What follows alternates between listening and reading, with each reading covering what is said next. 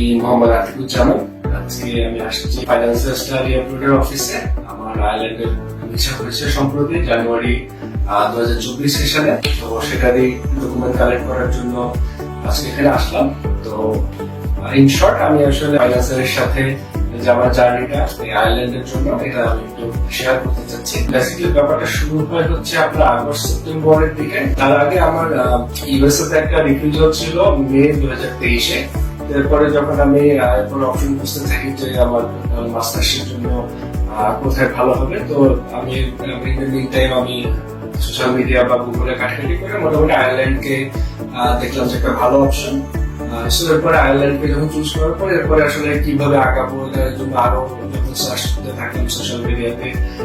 তো তারপরে বেশ কিছু এজেন্সি আমি পেয়েছি, এর ভিতরে ফাইন্যান্সিয়াল একটা। তো এর আগেও আমি এই অফিসে একবার এসে এখানে যারা আছে ওদের সাথে আমি কথা বলে গেছি। তারপরে ফাইন্যান্সিয়ালের যিনি হেড আর কি আরিফ ভাইয়ার সাথেও আমার দুইবার বা তিনবার ফোনে কথা হয়েছে। তো উনি আমাকে যেভাবে আর কি সবকিছু ডিসক্রাইব করলেন, সবকিছু দেখে আমার কাছে মনে হয়েছে যে এর মাধ্যমে আমার ফাইলটা প্রসেস করা যায়। তো আমি আমার ফুল ডিটেইলস হচ্ছে আরিফ ভাইয়ের সাথে শেয়ার করি, আমার জব ডিটেইলস এর পরে হচ্ছে আমার একাডেমিক যে ডিটেইলস, আমার ব্যাকগ্রাউন্ড, এটা আরিফ ভাইয়ের কাছে শেয়ার করি। আরিফ ভাই আমাকে ইউনিভার্সিটি থেকে শুরু করে কোর্স সিলেকশন সব জায়গায় একটা মোটামুটি যে গাইডলাইনটা দরকার সেটা সে আমাকে দিয়েছে। এছাড়া বাংলাদেশের যে ফাইন্যান্সিয়াল যে টিমটা আছে তাদের সাথে আমার সারাদিনই অনলাইনে যোগাযোগ হয়েছে শুরু করছিলাম। তো এভাবে আর কি আগাতে একটা সময় গিয়ে যখন ইনস্টিটিউশন যখন সিলেক্ট হয়ে গেল, তারপর আমার অফার লেটার আসা থেকে শুরু করে ভিসা প্রসেসিং, ডকুমেন্টেশন সবকিছু আমার পাঠানো,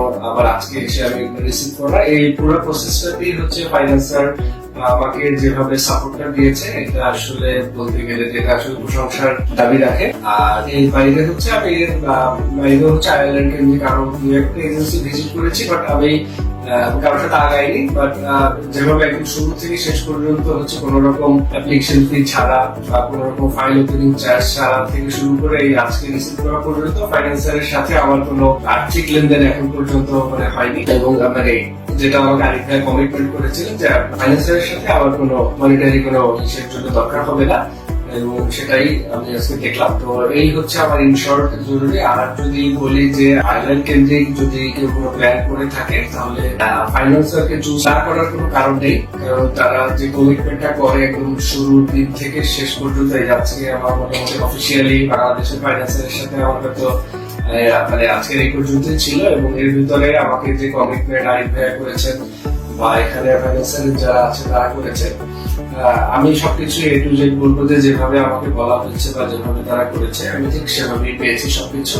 এবং আমি স্যাটিসফাইড। আমার এই যে জার্নিটা প্রায় যদি আমি আগস্ট সেপ্টেম্বর থেকে ধরি মোটামুটি 3-4 মাসের একটা জার্নি। অফার লেটার আসা থেকে শুরু করে আমার আজকে ভিসা পাওয়া পর্যন্ত, এর মধ্যে ভিসার জন্য ডকুমেন্টেশনের জন্য অনেক মানে হেল্পের দরকার হয়, সেক্ষেত্রে তারা যে হেল্পটা করেছে সবকিছুতেই আমি বলবো। বিশেষ করে ফিনান্সিয়াল ডকুমেন্ট গুলা যেভাবে অ্যারেঞ্জ করার জন্য বা রেডি করার জন্য যে ব্যাপারগুলো ফাইন্যান্সিয়াল থেকে আমি পেয়েছি। এবং আমরা আরিফ ভাই নিজে দেশে থাকেন না, বাট তাকে আমি যখনই প্রয়োজন হয়েছে আমি তাকে যখনই নক করেছি আরিফ ভাইয়া দেশের বাইরে থেকেও আমার সাথে ঠিকই যোগাযোগ করেছেন, এবং আমি যখন যেটা দরকার হয়েছে আরিফ ভাই আমাকে সবকিছুই সেই সাপোর্টটা সবসময় দিয়ে গেছে। এই কারণে আমি মনে করি যে আমি যদি আয়ারল্যান্ডকে আমি আয়ারল্যান্ডে হায়ার স্টাডিজ করার জন্য ইউজ করবো, সেক্ষেত্রে ফাইন্যান্সিয়াল নাম্বার অফ চয়েস আছে। ফাইন্যান্সিয়াল যারা আছে বাংলাদেশে সবাইকে আমি ধন্যবাদ জানাতে চাই, যতটুকু হেল্প করা দরকার একটা ভিসা প্রাপ্তির জন্য, এই জন্য আমি সবার কাছে কৃতজ্ঞ। ধন্যবাদ।